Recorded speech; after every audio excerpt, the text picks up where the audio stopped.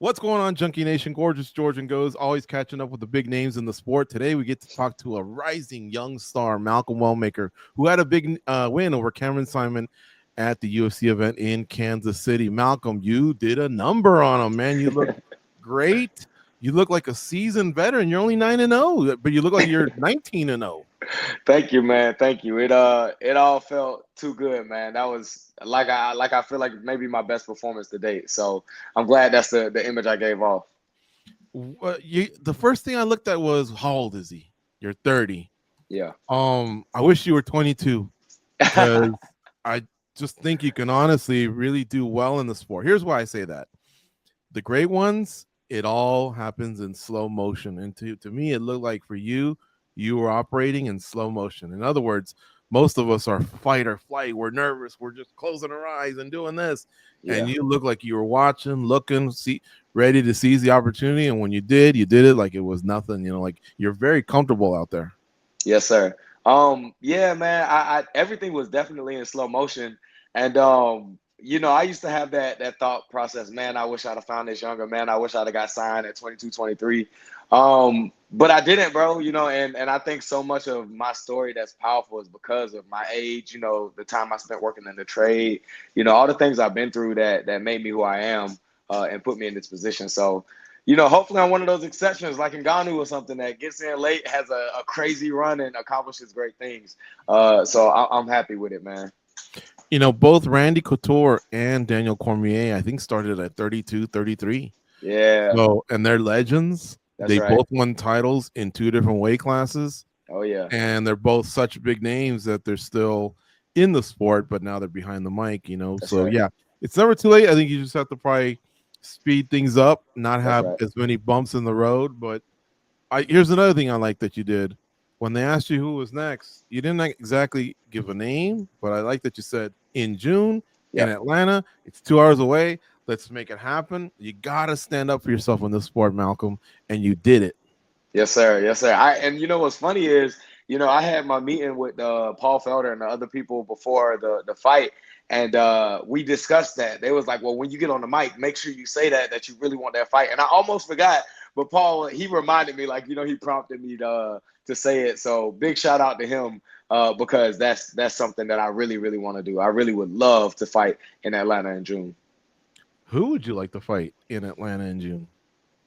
I really don't have a name in particular, man. The division, the 35 division, has so many guys that are options that would be good for me to go out there and put a show on with. I don't think I'll be able to get like a big name that'll have a lot of hype behind it because they probably wouldn't be able to promote it in such a short amount of time. But assuming that they do their job, those matchmakers are great at what they do. My management is great at what they do. They'll find me somebody that will have some fun out there with. Do you think it's too soon for you to call out a veteran and make a name off them? Or would you rather pick someone that's like you, just started in the UFC, coming off a win? Let's see who can move on to the next step.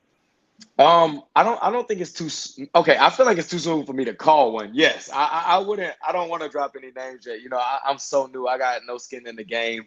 I don't want to step on toes so soon. Even if it's done in a way that's respectful, I feel like I ain't earned it yet. So calling for one, I feel like might be too early. But I'll fight one all day. I'll fight a name that we all know with no problem, man. If it's the right fight, my management's good with it, my coaches are good with it, I'm always gonna be good with it. We'll put together a game plan and we'll go out there and try to knock them out.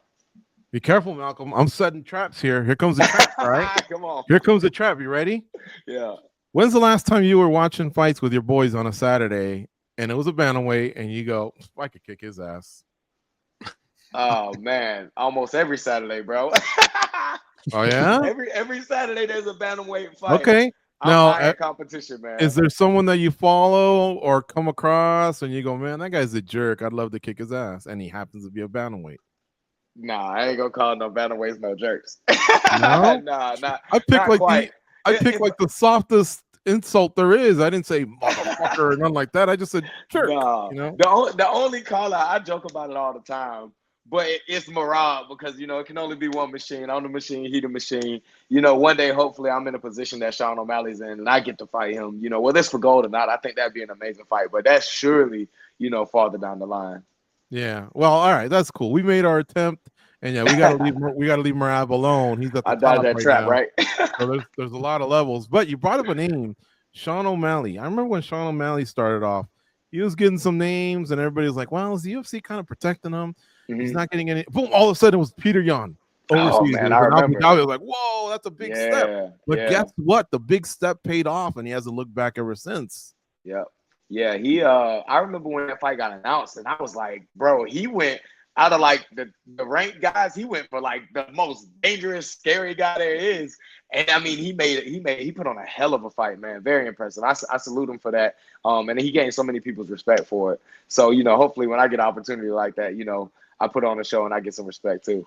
That's true. You're just coming out doing the White Contender Series. We'll take it slow, but we wouldn't be here saying that if we didn't see it with our own eyes. This guy's got potential. You know what I mean? Thank you, man. I don't want you to take the slow route. Like, let's use Marab again. Let's use Bilal. Those guys had to have like 10 wins before they had a title shot. We don't want you to take that long road either. I don't want it that long either.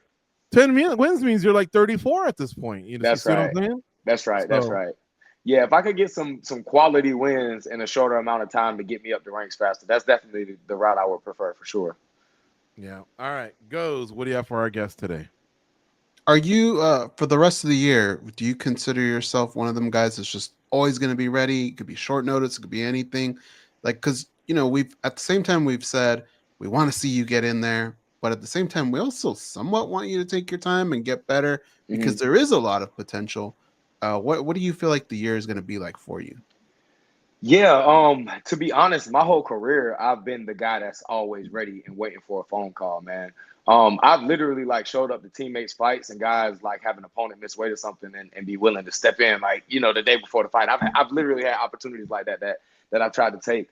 And I don't plan on changing that at all. Like, I'm constantly in the gym. I'm constantly in shape.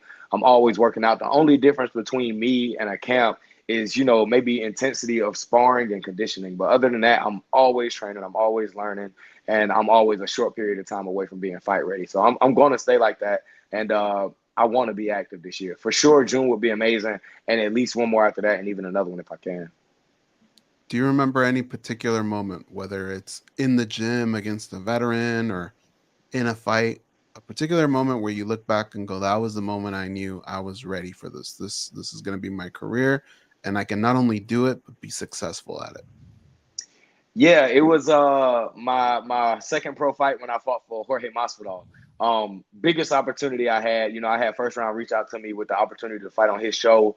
I had never even met a UFC fighter before. So I got that opportunity. I went out there, put on a show. Jorge gave me $1,000 cash bonus for the knockout. And I walked away from that fight night and I believed him when he told me like I could be great, that I could do some good things. So ever since then, I believed in my heart that I could make it to this level and do this.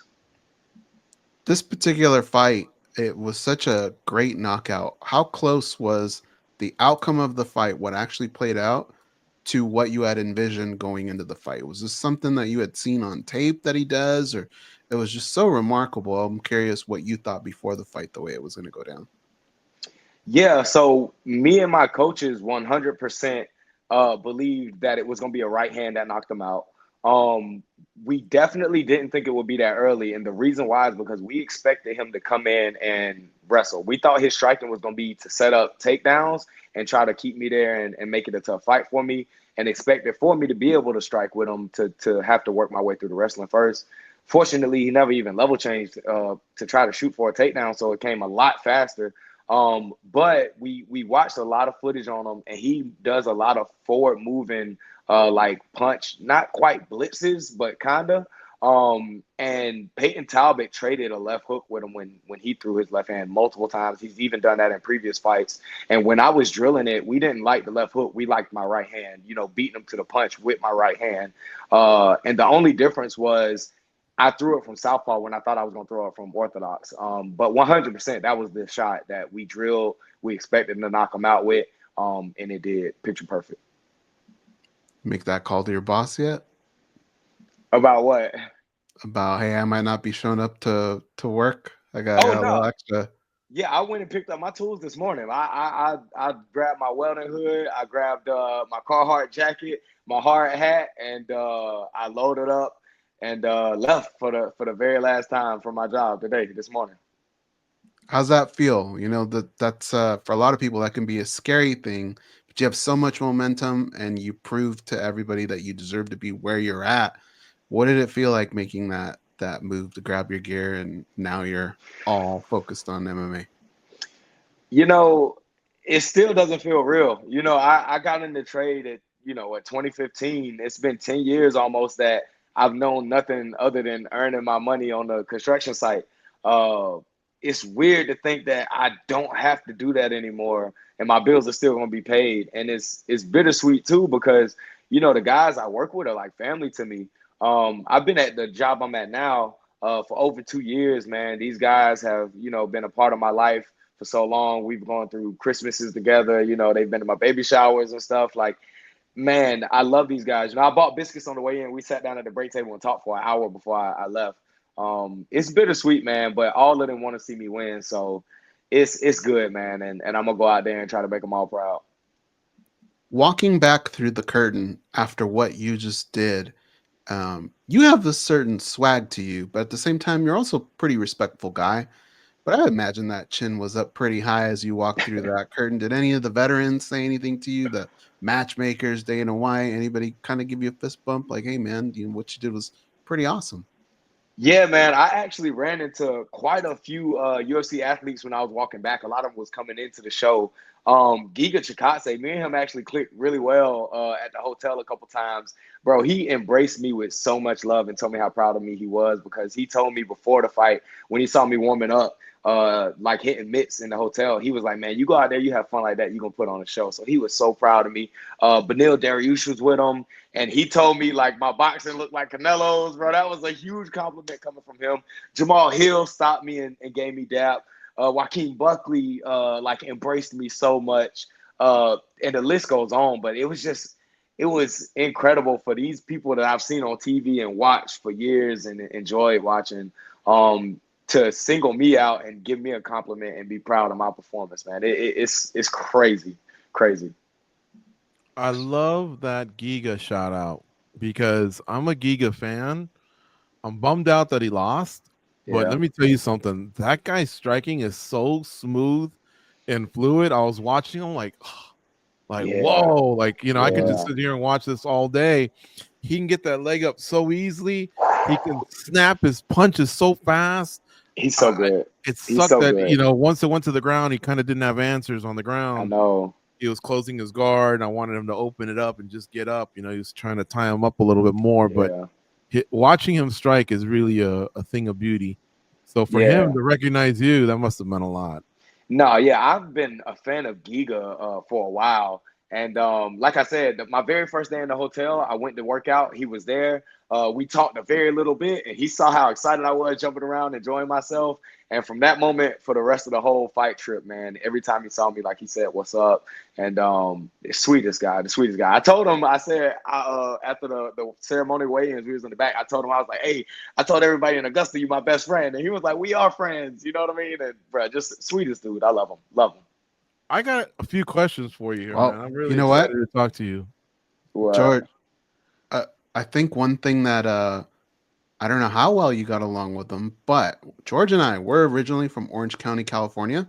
uh-huh. It's paradise, bro. That's where Uh-huh. Giga's at. It's where Cub Swanson is, Benil Yeah. Dariush, those guys you just talked to. If you find yourself out there for like a week or two, Yeah. might as well pack them bags, bro. You're gonna love it out there. Get some good training with those guys. There's Bet. beaches. All the best sports teams are within minutes from where Bet. your gym would be. I think it'd be fun to see you come out to the West Coast for a little bit. We're in Cool. Vegas now. We Yeah, got yeah. the PI here that you could be using. Right. Yeah, But yeah, I yeah. feel like a couple of weeks at a time, come out here. I I would think love it. it'll serve you well. I think you'll like that vibe. For sure. I'm gonna keep that in mind. I'm working on trying to make some trips to the PI, trying to make some cross training trips. Now that I'm gonna be, a full time athlete for the time being, and man, I'll add to the list. Yeah, Cub and Giga actually fought, and Now Cub was his head coach, so Right. Yeah. Yeah. there's a little Cub was with irony him. in that matchup. Yeah. Here's Crazy, what man. here's what I wanted to ask you. Tell me about your coaches. They all had the last name. I think it was a father, son, and a brother. Hmm. How long ago did you meet them, and how much of an input have they had in making you the fighter that you are now? Yeah. So, as most people know, I didn't start training until I was 22. I was already in my second year of apprenticeship in the trade. No prior experience, not a boxing lesson, taekwondo, karate, wrestling, nothing. Just wanted to get in shape. So their gym, the Fagler MMA gym, which used to be Fagler's Kempo Karate School at the time, was the gym that I went to and learned to fight at, learned to do everything at. Jason Fagler Jr. was the head coach at the time. Jason Fangler Sr., I call him Pops, been calling him Pops for years. He was the one that started all this whole franchise of, the Faglers MMA. And Joel Fagler, at the time, he was still in high school. He was wrestling in high school. He was coming up in his kickboxing, and he went off to college and wrestled, came back and really changed our wrestling program. And those three guys are the guys that have been my cornermen from my very first kickboxing fight all the way through to where I'm at today.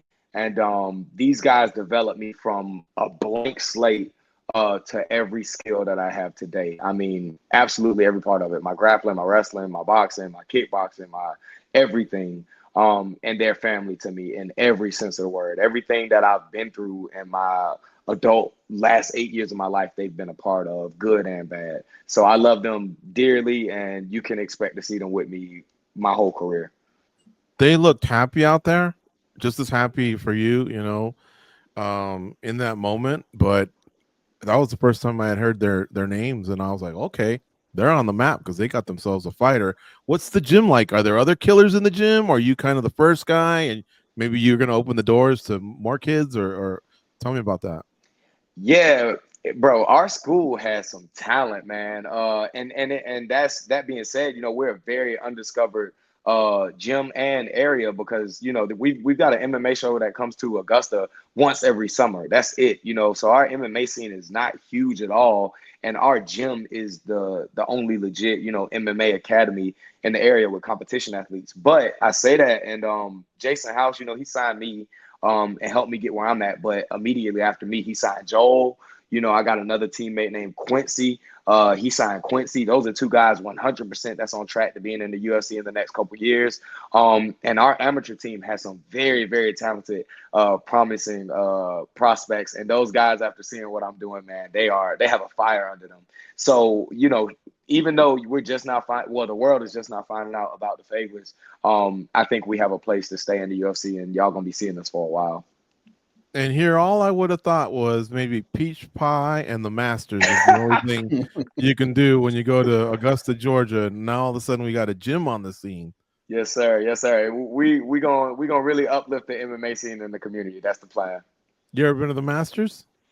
No, I've never been, but my coach, Jason Fagler Jr., he actually works at the Augusta National. So like whenever we traveling around, he tell people about his job, and like that's like our plug. He'll give him a hat or something and get us in. So yeah, So man. you probably know that's a tough tournament to get into as a fan. I think you got to be a member or buy a ticket from a member. And they don't accept new members unless someone dies. And supposedly the waiting list is like 50 years old. It's crazy. But that one tournament, the Masters, is, like kind of like going to the Vatican to visit the Pope. Yeah, Not the one that passed away, but any Pope. Yeah. It's crazy, man. Even like among Augusta, like it's still like a mysterious aura about it because it's so exclusive, man. Only like the best of the best or the biggest names have like access to it. It's incredible. Yeah. Well, maybe you can make it in one day through your connection there or whatever. Just to maybe say, so. Who knows? Okay, and then let's close with June 14th, I believe it is, right? Usman and Buckley. Yes. And you came out healthy. You can really bang on that night. You'd be ready. Yeah, 100%. I'm getting back in the gym tonight. 100%. Like I said, the only difference between me and fight camp is sparring intensity and conditioning level. So I'm gonna be constantly training still. I'm already working on implementing more blocks into my schedule to get more technique, to get more strength and conditioning. So I'm waiting. I'm waiting on the phone call. I'm waiting on a contract, and I'm hoping that it comes together because 6 weeks is more time than I need to be ready to get back in there. And not to be nosy, but I did the math. You're 30 and you worked your job since you were 15. Was it a union job? Yeah, no, I got in 2015 was the year I started. Oh, Yeah, so I 2015. was Okay. I was 21 when I got in. Yeah, I was just gonna say, I would think you might be No, close to a no, retirement then. If you're, nah, because would you have a pension there or anything? Like, would you have with the had one? union, yeah, with the union, yeah, but we can't retire till we're 62. If you retire before then, you get penalized for each year, and it's not even Okay. cushy retirement. A lot of the retirees still come out because the health insurance is so expensive. So yeah, fighting's gonna do it for me. Yeah, no, that makes sense now. See, Yeah. Stipe Miocic, one of the recent heavyweight champs, Yeah. he was a fireman, but he said he goes, look, I just have to go back. They work with me. He went to a part-time status, but then he went back just to finish out because he wanted, aside from the money he made from fighting, he wanted those benefits, like you said, the health benefits. Right. And then I guess 20 years completes his pension, and that's right. He wanted that as well. So that just made me think, like, I wonder how much thought went into his decision, but you just explained it was only 6 or 7 years. That's right. Yeah. All right. Well, either way, great job. 50K as well in your pocket. It couldn't have been a better night. And hopefully you do get the throwdown in Atlanta in June. And I want to thank you for the time here on MMA Junkie Radio. Malcolm Wellmaker, man. What one hell of a debut. Thank you very much. I appreciate y'all having me.